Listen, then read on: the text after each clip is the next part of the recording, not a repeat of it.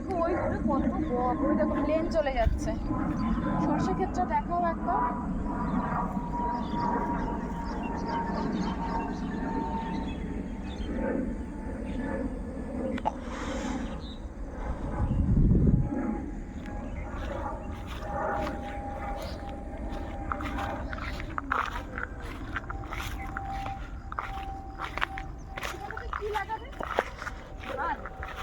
মনে হচ্ছে,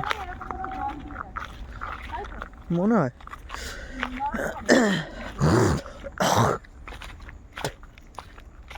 এই দেখো এই যে লম্বা লম্বা যে বাঁধাকপিগুলো না, এইগুলো বেশি ভালো হয় খেতে। দেখো কি সুন্দর, দেখো ওইগুলো দেখো। এই দেখো ওলকপি সব ঝেপে দিয়েছে।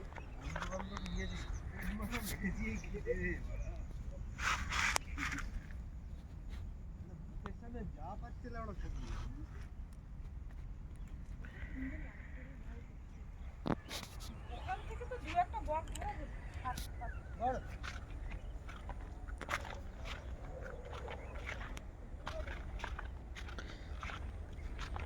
এই দেখো এইদিকে ফুলকপি ক্ষেত,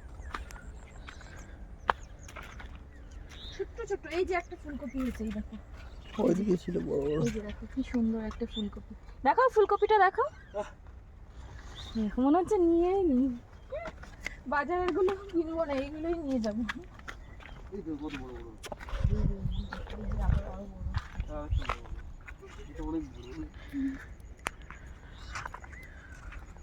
এই দেখো আলু আলু আলু আলু আলু। এটা আলু, এই আলু শাকগুলো যেন খাওয়া যায়, খুব ভালো লাগে খেতে।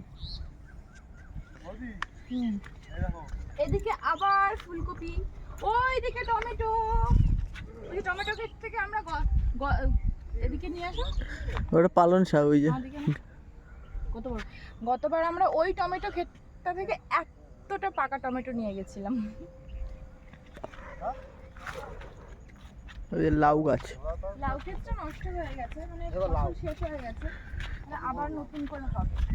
একবারই হয়, বারবার তো হয় না, এটা নষ্ট হয়ে যায়। এক ফসলই যেটা মানে এই যে বললাম না ধান লাগাবো, ওখানটাতেও ধান লাগাবো। এই দেখো ধান। হ্যাঁ,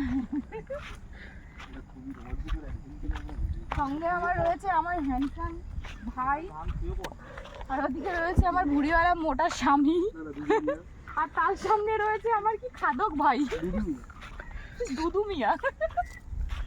সত্যি সে লেটেস্ট নন। এই ফুলকপি সর্ষে হয়ে গেছে। এই ফুলকপি হবে বেশি দাম পাবে না। বন্ধুরা আজকে এইটুকুই ভিডিও। এরকম মানে চারিদিকে একই রকমেরই সবজি। এদিকে বেগুন গাছ। বাই বাই, ভালো থেকে সবাই।